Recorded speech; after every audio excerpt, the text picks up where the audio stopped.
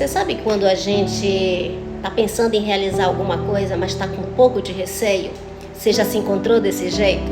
Pois é, eu quero falar com você no livro do Salmos 132. Ontem, ao orar, Deus me respondeu nessa palavra. Será que Ele não está respondendo para você nesta palavra também?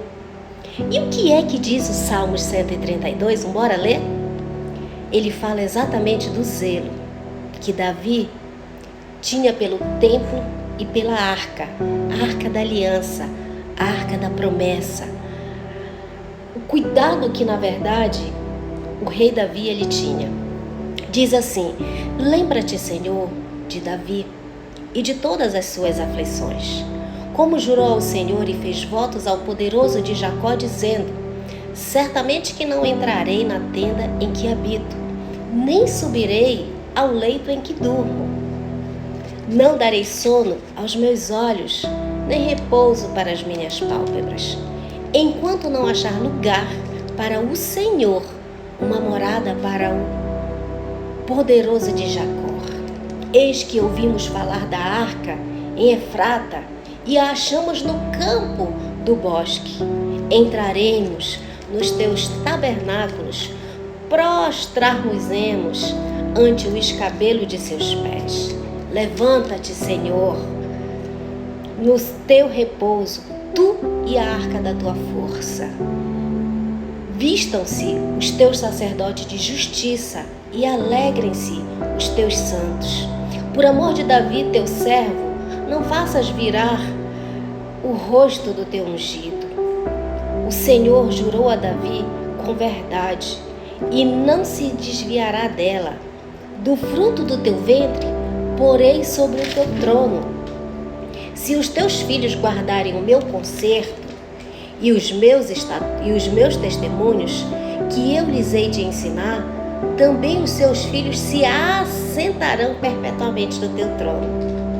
Porque o Senhor elegeu a Sião, desejou-a para a sua habitação, dizendo: este é o meu repouso, para sempre aqui habitarei, pois o desejei.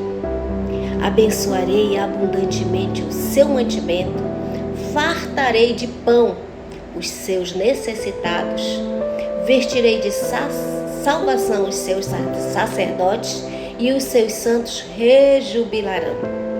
Ali farei brotar a força de Davi, prepararei uma lâmpada para o meu ungido. Vertirei os seus inimigos de confusão, mas sobre ele florescerá a sua coroa. Olha que palavra linda nesta manhã. Quando a gente se encontra às vezes fragilizado, quando a gente está meio temeroso, achando que o que a gente está programando pode não dar certo, aí vem Deus, no profundo e no oculto, falando conosco. E este é o Deus que quer falar hoje, nesta manhã, e que fala comigo e que fala com você nesta manhã. Sabe o que Deus diz?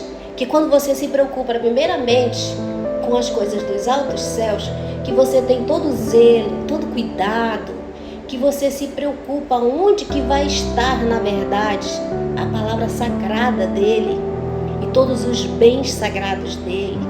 Como é que você está se preocupando com o altar dele, a sua vida diante do trono do Senhor? Porque digo-lhes mais uma coisa ainda que Deus fala aqui nessa palavra, que além de você se preocupar com o altar dele, sua vida no altar, é como é que você está orientando seus filhos também, porque as promessas que Deus fez, ele, para a tua vida, ele vai honrar. E se você orientar sobre as coisas dos altos céus para os teus frutos, que são os nossos filhos, também se assentarão no trono das bênçãos e das promessas que Deus tem. Sabia disso? Pois é. Então ontem, quando o Senhor disse aqui nessa palavra, no versículo 13, porque o Senhor elegeu a Sião, desejou-a para a sua habitação, dizendo: este é o meu repouso. O que na verdade Sião? Terra firme, terra da promessa, terra onde está a rocha, aonde está a bênção. A terra que foi construída, a casa fortalecida, a casa que foi construída em cima da rocha. E a rocha é o Deus Todo-Poderoso. Então todas as promessas vão se cumprir. Não adianta ter medo. Não adianta ter medo do usurpador. Não adianta ter medo do arrogante, do soberbo, do inimigo, de seta. Não adianta ter medo de nada. Mas o que você tem que fazer? Crer. E o Senhor ainda diz mais no versículo 15. Olha só, se você aí está com medo de que as coisas não aconteçam. Ele diz assim: abençoarei abundantemente. Ou seja, é muito. Vem muitas bênçãos por aí. Se está pensando que vai me destruir, e isso aqui é para mim e para você, tá? Se está pensando que vai me destruir, que vai assim enviar o que quer que seja, né? Mas o Senhor diz aqui para mim, e eu confio em Deus. Ele diz assim: abençoarei abundantemente o seu mantimento. Não vai faltar nada no teu lar. Não adianta. Olha só, eu fiquei pensando nesse povo lá do Rio Grande do Sul. Quantas vezes eu assisti vídeos pedindo para guardar alimento, pedindo para guardar água. Mas tantas vezes eu também escutei algumas pregações onde eram ditas: o Senhor vai tratar, mas os filhos dele, os servos dele, aqueles com a vida no altar, aqueles que creem, nada vai faltar. Deus vai cuidar deles, ainda que seja no tempo da luta, ainda que seja numa dificuldade tão grande como essa. Mas não vai faltar nem o que comer, nem o que vestir, nem o que calçar, e nem mesmo aonde repousar a sua cabeça. É claro que a vida que eles estão sofrendo agora é tremendamente difícil. E eu, inclusive, peço para você que se puder, doe o que você puder. Eu já fiz a minha parte. E sei que posso fazer muito mais e vou fazer. Mas faça a sua. O que você puder doar de roupas, o que você puder doar de alimentos, faça. Eles precisam de cada coisa que hoje você não está dando importância. E Deus vai multiplicar no teu celeiro. Veja que o Senhor está dizendo: abençoarei abundantemente o seu mantimento. O que você der, você vai receber em dobro.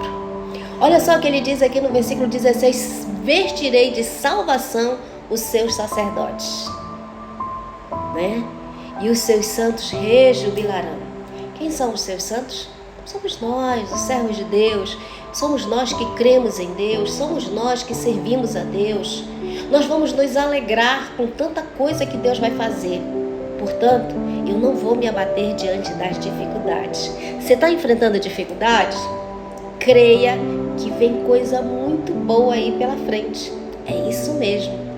E sabe o que é interessante? Deus, Ele vai colocar assim tipo uma lâmpada, uma luz, uma direção. Seremos como farol.